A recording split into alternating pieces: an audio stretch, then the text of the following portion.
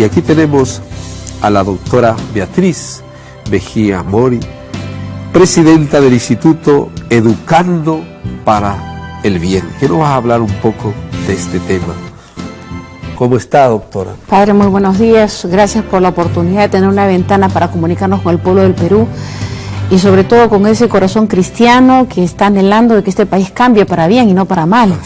Precisamente en esa perspectiva es que fundamos hace pocos meses el Instituto Educando para el Bien, Educa Bien, para insertar en la currícula educativa, escolarizada, también la educación no escolarizada y a nivel social, principios y valores para la vida, para que este país cambie de verdad, porque yo tengo mi vida comprometida en la lucha contra la corrupción, pero no vamos a cambiar el Perú a menos que le cambiemos la conciencia a los peruanos. Entonces, en esa perspectiva, ya hemos venido haciendo una serie de actividades, pero esta publicación que ha hecho más que nada la ministra de la Mujer, que ha salido en diferentes medios de información, haciendo unas mesas de diálogos con los grupos LGTB, ¿no? Lesbianas, gays, transexuales, bisexuales, y en la perspectiva de apoyar el amparo de sus derechos. El tema es que dentro de lo que ella ha declarado, ha dicho que a partir del 2017 se ha hecho un convenio con el Ministerio de Educación para empezar a desarrollar la ideología de género en las escuelas. Frente a este anuncio, a muchos nos preocupó y hemos entrado a la web del Ministerio de Educación y nos hemos encontrado efectivamente que hay una serie de textos y de guías de orientación de la educación sexual para maestros y para alumnos. Y esto yo me he dado el trabajito de bajarlo de la web, grabarlo en mi computadora e imprimir todos los textos y estudiar texto por texto. Por ahí han salido diferentes líderes de opinión, como Rosa María Palacios, a decir que nos han mandado a leer, que somos fariseos y que leamos los textos porque los textos son totalmente buenos. Yo les digo, lean, porque soy investigadora de profesión, aparte de ser abogada, he dedicado mi vida a la investigación científica y he hecho una serie de trabajos de investigación para administración pública y en este caso créeme que con toda la responsabilidad espiritual y moral que tengo frente a Dios y al Perú, me he leído los textos y he encontrado que son un horror. O sea, realmente lo que está pretendiendo en este momento estos grupos que están manipulando a las autoridades es penetrar una ideología de género que ya está ocasionando muchísimo daño a la niñez y juventud en otros países donde se ha venido aplicando. Pero además encontramos un hecho muy importante, y es que este gobierno no lo está empezando a querer aplicar porque ya se ha venido aplicando en modo muy restringido, pero se ha venido aplicando en algunas escuelas porque desde el 2008 hay una guía y una serie de documentos para maestros y alumnos sobre educación sexual distorsionada, porque no negamos que es necesario en una cultura mundial totalmente sexualizada educar a los niños y a los jóvenes en educación sexual. ¿Por qué? En principio, para que no se dejen abusar desde pequeños hasta grandes, y en segundo lugar, para que no sean indebidamente inducidos a relaciones sexuales tempranas que le quiebran la formación, el desarrollo individual, les quiebran incluso anímicamente, y la cordura y la estabilidad psicológica que requiere un individuo es quebrado. Está probado en países como en Estados Unidos, donde se está permitiendo que un niño de 11 o 12 años decida que se cambie el sexo quirúrgicamente, que se está generando una cantidad de suicidios en esa población tremendo, una cantidad de enfermedades psiquiátricas y psicológicas. Entonces no es que se está contribuyendo con esta gente, se la está destruyendo. Esa gente necesita ayuda para poder cumplir el diseño perfecto de Dios que tiene para ellos. Nosotros los amamos y los respetamos y justamente queremos lo mejor para ellos, y esto no es lo mejor ni para el grupo LGTB y tampoco, por supuesto, para la sociedad.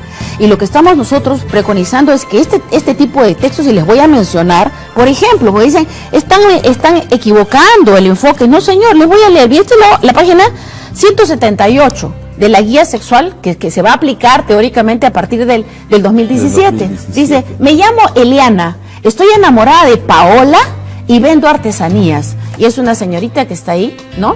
Y después hay otro en la página 179. Me llamo Javier, mi pareja se llama Francisco y soy arquitecto. O sea, como lo más normal en el contexto de una serie, ¿no?, de imágenes que hacen entrever que la conducta sexual entre dos mujeres o dos hombres es perfectamente normal. Hay otro que habla, por ejemplo aquí, ¿no es cierto?, las vizcachas rosadas ambas son femeninas y forman una pareja. O sea, toda una cuestión absolutamente perversa. Hay una imagen de Oliver Button. Oliver Button, que es un nombre extranjero, ¿no? Podría ser cualquier otro nombre peruano, pero Oliver Button es una nena, dice, y sale bailando Oliver Button, que es un niño. ¿Y cuál es lo patético de todo esto? Porque, miren, ha salido diferente gente, entre comillas, inteligente de este país a opinar que está bien que los chicos aprendan que hay diferencias y que hay personas que no son ni hombres ni mujeres. Y sin embargo, el trasfondo de esto es hacerle pensar a los niños desde muy pequeñitos, desde los 2 años, que el sexo es algo que se elige con los años, que nada tiene que ver el sexo biológico con el cual uno nace, sino que finalmente el género se va formando con los años y con la interrelación en su entorno social. Y esto es absolutamente perverso, porque si eso tú le haces creer a un niño de 3 y 5 años que dice, yo soy niño o niña, porque a esa edad no saben si son niños o niñas, y para eso está el padre y la madre que le dicen, tú eres un niño, y tú tienes que comportarte de esta manera, y de la misma manera se hace con la niña, y en la escuela hay un refuerzo de esta identidad. Sin embargo, en la escuela van a tener 6 horas, ¿no es cierto?, una enseñanza que les dice lo contrario. Tú has nacido niña, pero podría ser niño. Ya depende de cómo vas eligiendo en el camino. Y a esa edad, por ejemplo, las identidades de amistad que se forman es entre niñas y entre niños. Y si tú quieres mucho a un amiguito porque es tu amiguito, y eso es sano y es normal, de repente te vas a confundir si te hacen creer que de repente tú te puedes enamorar de tu amiguito. ¿Se dan cuenta? O sea, qué tan perverso es el asunto de que no se está enseñando o no se pretende enseñar de que los niños nacen con un sexo y por tanto tienen una orientación sexual en función de su sexo, sino todo lo contrario. O sea que el sexo es relativo y y la identidad de género se va generando en el camino conforme el transcurso de los años y la interacción social. Tremendamente peligroso y perverso, porque esto yo creo que definitivamente es un plan de sexualizar a la niñez y a la juventud, cuando debería hacerse todo lo contrario. O sea, a los niños y a los jóvenes se les en edad, por ejemplo, de educación secundaria, se les debe proteger la inocencia. Y frente a una batahola de sexualidad del sistema de información mundial a través de todos los medios, cine, arte, televisión, literatura, todo está impregnado de sexualidad distorsionada. Entonces lo único que cabe es que en el hogar, en la familia, en la escuela, se fortalezca criterios de integridad, de dignidad, de preservación del cuerpo, de cuidar su cuerpo, hasta que estén en aptitud de llegar a la madurez, de casarse y formar un matrimonio donde ahí el sexo es precioso, porque para eso lo hizo Dios, en el seno del matrimonio. Entonces, toda este correlato, digamos, de formación que se funda en los principios de fe cristiana que tenemos en esta nación, no podemos negar que somos 80% católicos, 17 o 18% evangélicos declarados en los censos nacionales. Entonces, esto que pretende hacer el Estado es ir en contra de los principios de fe que tiene esta nación, y eso es vulnerar un derecho fundamental. Por eso, una de las cosas, yo he exhortado al ministro de Educación Saavedra, al presidente Kuczynski, que lean estos textos, porque estoy segura que cuando ellos piden información, a ver de qué se trata esto que están protestando, ¿no? ¿Qué le contestan los asesores, el viceministro? ¿Qué le contestan? Les contestan, no, ministro, estos son grupos religiosos, evangélicos, católicos, que están haciendo problema por gusto, porque acá lo que se pretende es la igualdad entre el hombre y la mujer. Además estamos aprobando recomendaciones de UNESCO, recomendaciones de UNICEF y más nada. Ah, ya, dice el ministro, y eso es lo que ha salido a declarar el ministro, y también el presidente Kuczynski. Entonces yo les pido al presidente Kuczynski, al ministro, que lean estos textos, que no se dejen engañar.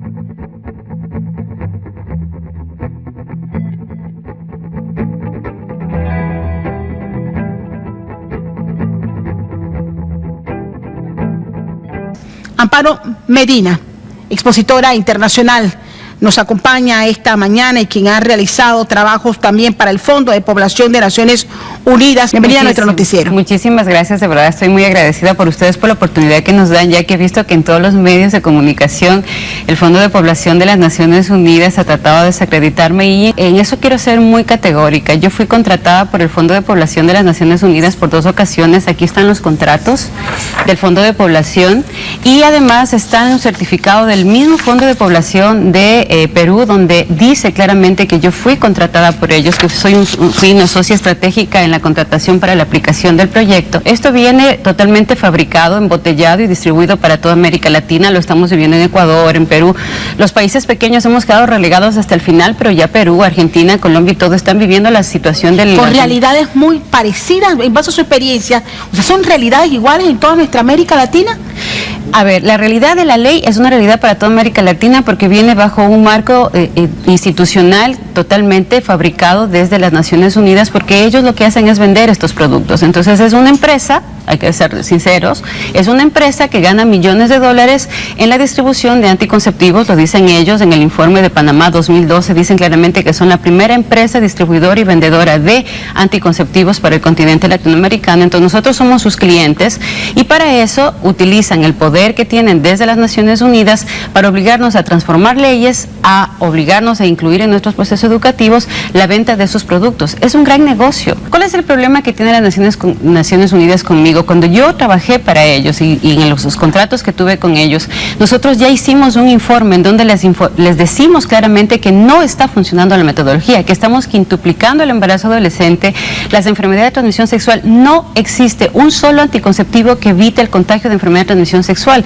Existen enfermedades como el virus de papiloma humano, como el herpes, que se transmiten piel a piel, con el simple sudor de la piel. Entonces los chicos, por más 10 preservativos que se pongan, igual se van a contagiar, y el virus de papiloma humano está causando estragos. Somos en América Latina de los países con el más alto índice de cáncer de útero relacionado al virus de papiloma humano, y con el preservativo no se soluciona nada. Además, a los 10 y 12 años, el chico que le regalas el preservativo, porque aquí se entregan muestras gratis para que luego se conviertan en nuestros consumidores como Naciones Unidas, entonces yo te entrego la muestra gratis para que luego me garantice un cliente por 30, 40, 50 años de todos mis productos, te enseño cómo se usan, y aparte de eso yo sé las consecuencias. Luego te vendo pastillas o vacunas para evitar las enfermedades de transmisión sexual, para evitar el contagio de transmisión sexual, que no es verdad. Ya cuando el virus de papiloma humano, cuando ya está instalado, no se puede curar, es incurable. Entonces nos están engañando al 100%, ellos mismos nos venden los productos para el aborto, ellos mismos nos venden los equipos para realizar abortos. El Ministerio de Educación no puede obligar a los chicos a decirles, mira, usa preservativo cuando tú quieras, haz de tu cuerpo lo que tú quieras, convierte tu cuerpo en el objeto que tú quieras, que es la clave de la ideología de género. La ideología de género busca decirle al chico que su cuerpo es un objeto que lo puede transformar cuando le dé la gana, donde le dé la gana. Ahora bien, cuando hablamos de ideología de género, ese es el tema central que usted va a abordar en ese conversatorio, que creo que es mañana. Es mañana. Que es mañana. Hablar de ideología de género es como mencionar el diablo, así por decirle un término. Es mencionarle el diablo y es decirle prácticamente...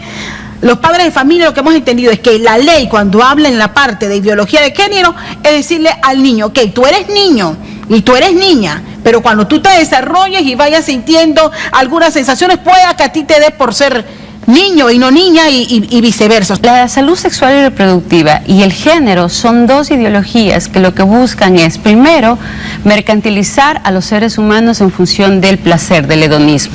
Y luego, no solamente eso, sino que buscan romper todos los esquemas naturales y biológicos. La ideología de género, a la larga, no solamente se trata de si soy mujer y quiero ser luego hombre, y si soy hombre luego quiero ser mujer, sino que si yo ya hago de mi cuerpo un objeto, va a pasar lo que pasó en Canadá, de un señor de 54 años, padre de 6 hijos, que un día amaneció y dijo, ahora yo me siento una niña de 4 años. Se declaró en abandono, el Estado lo tuvo que aceptar porque tiene la ley de género. Entonces, bajo la ley de género, tú puedes decidir lo que tú quieras cuando tú quieras.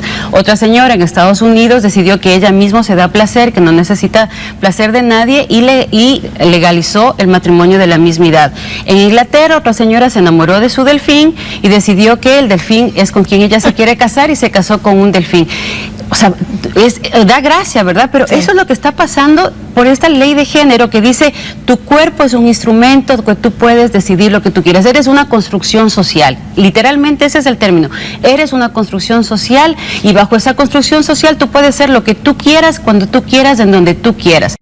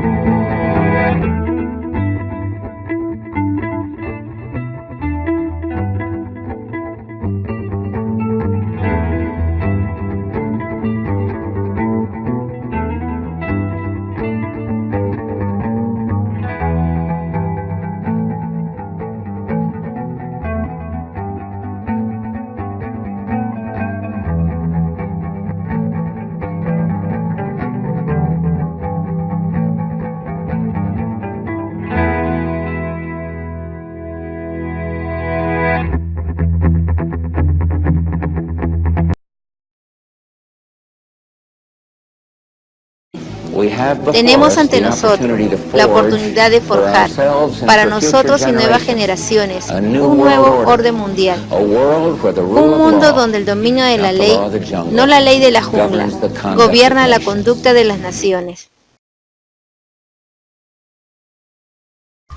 Y para el orden internacional que hemos trabajado para construir durante generaciones, hombres y mujeres, comunes y corrientes, son demasiado pequeños de mentes para gobernar sus propios asuntos, y el orden y el progreso solo pueden venir cuando los individuos renuncian y dan sus derechos a un soberano todopoderoso.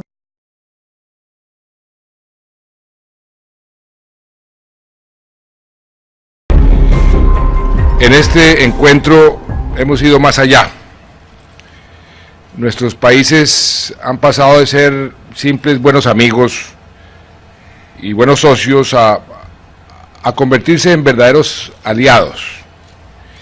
Somos aliados en la construcción de un nuevo orden mundial. El mundo del siglo XX quedó atrás, quedó en el pasado. Ahora hay una nueva realidad internacional y no podemos ser observadores pasivos de esa nueva realidad.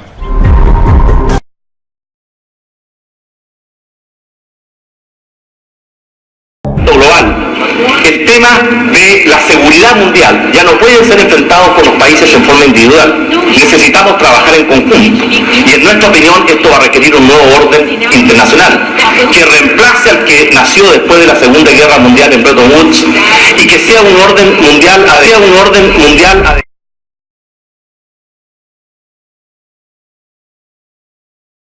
UNASUR es la posibilidad de contribuir como región al desarrollo de un nuevo orden internacional.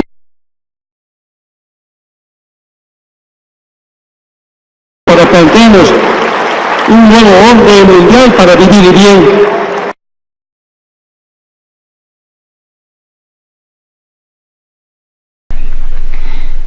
Quiero referirme especialmente a lo que ha sido la consigna por la cual Bolivia fijó esta reunión del G77 más China, hacia un nuevo orden mundial para vivir bien. Debo confesarles que nosotros, y lo sigo yo afirmando, normalmente siempre queremos vivir mejor y damos esta expresión de vivir mejor, implica más, siempre. La primera vez que escuché la distinción entre vivir mejor y vivir bien tuvo lugar en la ciudad de Nueva York en el año, si mal no recuerdo, 2005. Yo era senadora de mi país y dábamos una conferencia en la New School de Nueva York.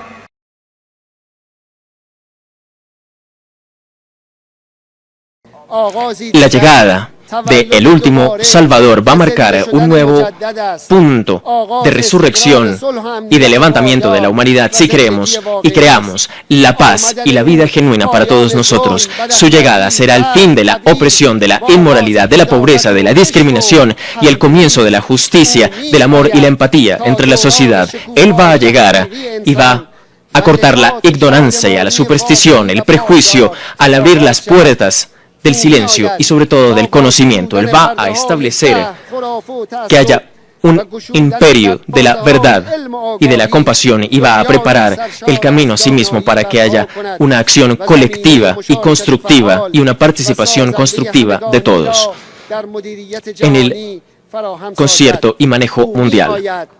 Él va a venir para dar esperanza, libertad y dignidad a toda la humanidad como un regalo. Va a llegar, su llegada del Salvador va a traer una nueva vida a aquellos que son fríos y a aquellos corazones que están construidos de piedra. Ahora podemos ver y podemos sentir esta percepción de este espíritu de bondad, esta primavera que va a empezar a florecer entre las razas, entre las etnias, entre las naciones o religiones, una primavera que próximamente va a levantarse y expandirse por todos los territorios en Asia, en Europa, en África y en América.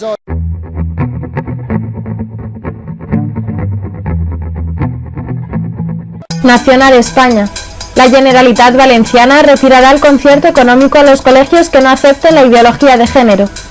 Después de que el cardenal y arzobispo de Valencia pidiera a los políticos que repiensen la norma y haya proclamado que adoctrinar a los niños en ideología de género es una maldad, el director general de Igualdad en la Diversidad, José Belamo, aseguró al periódico Levante que no habrá cambios en la ley por parte del Consell o de los partidos que lo sostienen en su actual tramitación parlamentaria, y añadió: hasta ahora el protocolo atañe a los centros educativos públicos. Cuando se apruebe la ley, todos los centros educativos, concertados o privados, estarán obligados a cumplir la norma. Si no, evidentemente se sancionará al centro por no cumplir la ley, aseguró el alto cargo de la Consellería que ha impulsado el proyecto legislativo. Entre los supuestos de infracción grave que recoge la ley figura la realización de actos que impliquen aislamiento, rechazo o menosprecio público y notorio de personas por causa de identidad o expresión de género. También se penará la elaboración, utilización o difusión en centros educativos de la Comunidad Valenciana de libros de texto y materiales didácticos que presenten a las personas como superiores o inferiores en dignidad humana, identidad o expresión de género, o que inciten a la violencia por este motivo. En el artículo escrito por Cañizares para el semanario Paraula, el cardenal instó a actuar y no cruzarse de brazos ante una ley que aboca a la destrucción de la familia. También alude a la objeción y libertad de conciencia y pide a padres, asociaciones relacionadas con la familia, comunicadores, periodistas y educadores que se comprometan en esta causa. No les hagamos el juego, exclamó. Nacional, España. 14.600 personas piden que no se obligue a los colegios a tener baños mixtos. Unas 14.600 personas han pedido al consejero de Educación de la Generalitat Valenciana, Vicente Marchá, que no obligue a los colegios a tener baños mixtos. Esta medida está incluida en el protocolo para garantizar la identidad de género y la transexualidad en los colegios, que entró en vigor el pasado 26 de diciembre para los centros públicos. El gobierno autonómico ya ha advertido de que la medida afectará próximamente a los colegios concertados. La petición ciudadana que rechaza que cada niño utilice el baño que quiera en función del sexo que él mismo elija ha sido promovida por la asociación Hazteoír.org. Para la portavoz de Hazteoír.org, Teresa García Noblejas, es urgente movilizarse para que cambie una norma que atenta contra la libertad de educación y el derecho de los padres a transmitir valores fundamentales a sus hijos. Para García Noblejas, la medida de la Generalidad Valenciana es un anticipo de la ley de adoctrinamiento sexual que se está tramitando en esta comunidad autónoma. Hazteoír ha distribuido a 16.500 colegios y a los 17 consejeros de educación un manual titulado ¿Sabes lo que quieren enseñarle a tus hijos en el colegio? Las leyes de adoctrinamiento sexual.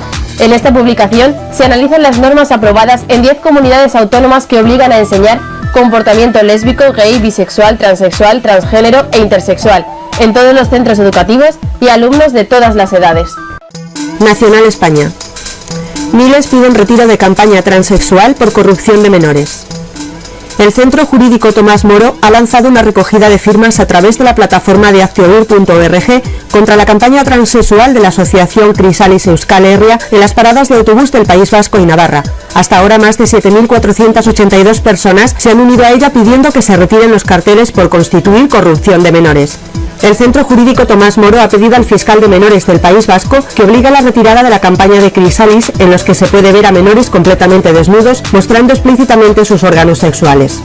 Según precisan en la petición, es evidente que dichos carteles pueden suponer la comisión de un delito de corrupción de menores tipificado en el Código Penal, ya que no solo muestran de forma explícita la sexualidad de menores de edad, sino que lo hacen en lugares públicos en los que es frecuente el acceso de menores. En la petición de firmas también insisten que la asociación Crisalis Euskal Herria no solo pretende normalizar la transexualidad de los menores, transexualidad estadísticamente inexistente, sino que pretende, con campañas como la que hoy denunciamos, fomentar entre los menores determinadas conductas sexuales no acordes con su edad. De esta manera piden que la Fiscalía de Menores retire los carteles e inicie las actuaciones penales oportunas para esclarecer la autoría y la financiación de los mismos, llevando a los juzgados a los responsables de la corrupción de menores que se está desarrollando con total impunidad y pasividad de los poderes públicos. La amenaza más grave que muchos detectan en el actual panorama político es la penetración creciente en casi todos los partidos y en las leyes de la ideología de género. ¿Por qué les parece tan peligrosa? ¿Estamos perdiendo libertades? En el caso del actual laicismo de género, se ha identificado como el enemigo de las libertades, y en concreto de las libertades sexuales de las personas, a la vieja visión humanista cristiana, y es toda una ideología que intenta reconstruir una sociedad, el lenguaje, el derecho, la moda, la religión, la moral, haciendo abstracción de lo masculino y lo femenino. Eso se ha convertido ya en España en ley, la llamada ley del matrimonio homosexual, la ley del divorcio exprés, la nueva legislación sobre el aborto. Ahora mismo la clase política, sea del partido que sea, está secuestrada por la corrección política precisamente, están secuestrados entre otras cosas por la ideología de género. Hay miedo a llevar la contraria en este sentido. La ideología de género está impregnando todos los partidos políticos de todo el espectro, da igual derecha, centro que izquierdas, pero verdaderamente son los partidos de izquierdas los que conscientemente han hecho toda una estrategia, ayudados además pues por organizaciones mundiales, para extender esta ideología e implantarla con leyes muy concretas. Hay motivo para la preocupación, y para una preocupación muy seria, a una merma de libertades. No es ya solo el predominio mediático de una concepción de la vida que disuelve, por ejemplo, todo el concepto de diferencia sexual, etcétera, etcétera, que me parece grave como civilización. El problema es cuando ese debate ni siquiera se permite, porque desde la escuela a los medios de comunicación se trata de imponer una mordaza, ¿no?, a quien piensa diferente. Distintas leyes autonómicas, Cataluña, Galicia, Extremadura, ahora Madrid, Valencia, Baleares, van imponiendo el que se utilicen los poderes públicos, especialmente las escuelas, para lograr esa visibilización de lo que llaman lo LGTBI, lesbianas, gays, bisexuales, transexuales e intersexuales. Y afirman que cualquiera que se oponga a esa visibilización somos homófobos. y el homófobo es alguien digno de ser perseguido. La ideología de género afecta a toda la legislación. Por ejemplo, el último plan de familia que ha aprobado el gobierno actual, pues es un plan en el que la palabra padre o la paternidad o la función paterna no existe. Si la mujer no necesita de un padre o de un hombre, sí lo necesitan los hijos. La ausencia de padre en el hogar está en la base de la inmensa mayoría de los problemas sociales actuales, desde la delincuencia, drogadicción, embarazo de adolescentes. En la pasada legislatura se aprobó en el Parlamento de Cataluña un proyecto de ley de igualdad y no discriminación de gays, lesbianas, bisexuales, transexuales, intersexuales, que sin perjuicio de que, por descontado, jamás un católico va a abonar una discriminación respecto de personas por determinadas circunstancias, constituye también un grave riesgo para la libertad ideológica. Si lo que dice el catecismo de la Iglesia Católica a partir de este momento no se va a poder decir en público porque puede incurrir en grave riesgo de ser objeto de sanciones administrativas, es obvio también que se ha producido y se produce un retroceso muy importante de la libertad ideológica, religiosa y de culto, ¿no? ¿Significa eso que nos prohíben expresar nuestras opiniones? A la persona no se la puede discriminar, pero sobre sus opiniones sobre la sexualidad y sobre su conducta sexual, claro que se puede opinar. Eso supone un ataque a las libertades, este intento de imponer la visión de género con carácter obligatorio, porque al final nos están excluyendo de la vida pública, del ejercicio de derechos democráticos como el de opinar. La ideología de género consiste en decir, tú eliges si quieres ser hombre o mujer. Que esto es muy dramático, porque al final esto está escrito, cada célula de mi organismo dice que soy mujer, cada célula. No es un trocito, mi mano, mis órganos sexuales, no. Cada célula de mi organismo está impregnada por esto. No existen 5 géneros, existen dos sexos, hombre y mujer. Y la ideología de género quiere implantar que una persona puede culturalmente elegir el sexo o el género que quiera elegir. Eso es una amenaza clara a lo que es la naturaleza del hombre, de la persona y de las cosas. Y por lo tanto, nada bueno puede sacarse. Para mí uno de los temas más dramáticos es que la ideología de género se ha instaurado en los colegios y en las escuelas y en los institutos. En los libros de texto, hoy en día, pues se recomiendan cosas como que hay que empezar a masturbarse desde pequeños, explicarles por qué la masturbación es buena. El otro día una chica me contaba que en su instituto le han enseñado a observar su cuerpo delante de un espejo con 10 o 11 años para que se descubra y aprenda a saber cómo es el placer sexual. Los niños pueden incluso introducírseles dudas sobre su sexualidad, ¿sabes? Es decir, hacerles que confundan sus sentimientos y confundir situaciones de amistad con otro tipo de situaciones. Todo eso genera situaciones pues realmente equívocas. Lo que hace es confundir. La confusión genera ansiedad. Entonces, hay mucha ansiedad, angustia, ansiedad. La gente cada vez acude más al psiquiatra. Somos casi el médico, nos hemos convertido en médico de cabecera. El primer fármaco empleado en nuestro país es un ansiolítico. Es decir, la sociedad está inquieta. La persona estresada es la persona que no tiene paz. Y es imposible que alguien tenga paz si no sabe cómo es, si no sabe lo que quiere. En una sociedad en la cual las leyes están encaminadas a desorientar al ser humano, es imposible que a la larga el ser humano consiga ser feliz. Realmente lo que está en crisis es el ser humano y en gran medida por culpa de la implantación generalizada de la ideología de género. Tratar a los niños y a las niñas como seres neutros sexualmente está produciendo también mucha incomprensión que está dando lugar a fracaso y abandono escolar. Si a los niños se les educa así desde pequeños, luego evidentemente mantener o pensar en poder mantener una pareja y un compromiso de cara al futuro con un matrimonio es algo casi impensable. Internacional Perú. Denuncian que la ley contra la intolerancia por orientación sexual puede ser instrumento de censura. Expertos advirtieron una serie de peligros tras la publicación del decreto legislativo 1323 con rango de ley, publicado por el gobierno peruano el 6 de enero. La disposición del gobierno modifica el Código Penal para incluir como agravante para los delitos la intolerancia o discriminación por, entre otros motivos, la orientación sexual y la identidad de género. En septiembre del 2016, el Congreso de Perú otorgó facultades legislativas por 90 días al gobierno de Pedro Pablo Kuczynski en materia de reactivación económica y formalización, seguridad ciudadana, lucha contra la corrupción, agua y saneamiento y reorganización de Petroperú. El plazo para que el Poder Ejecutivo emita decretos legislativos finalizó el 6 de enero del 2017. En la modificación al artículo 323 del Código Penal, el decreto legislativo del 6 de enero establece pena privativa de libertad no menor de 2 años ni mayor de 3 años o prestación de servicios a la comunidad de 70 a 120 jornadas para estos casos.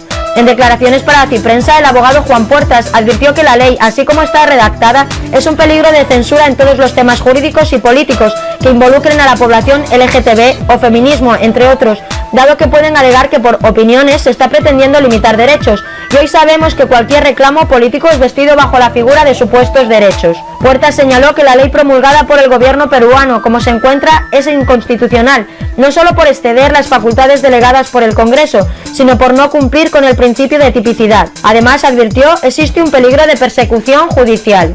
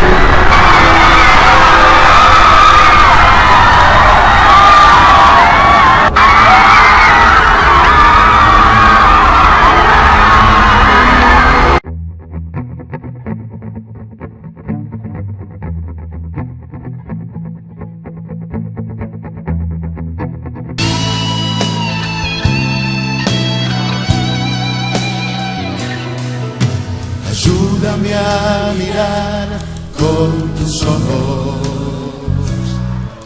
Yo quiero sentir con tu corazón. No quiero vivir más siendo insensible. tanta necesidad, oh Jesucristo.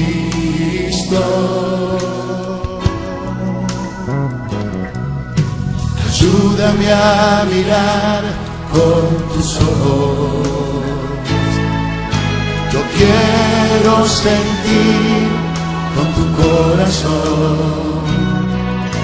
No quiero vivir más siendo insensible. Tanta necesidad, oh Jesucristo.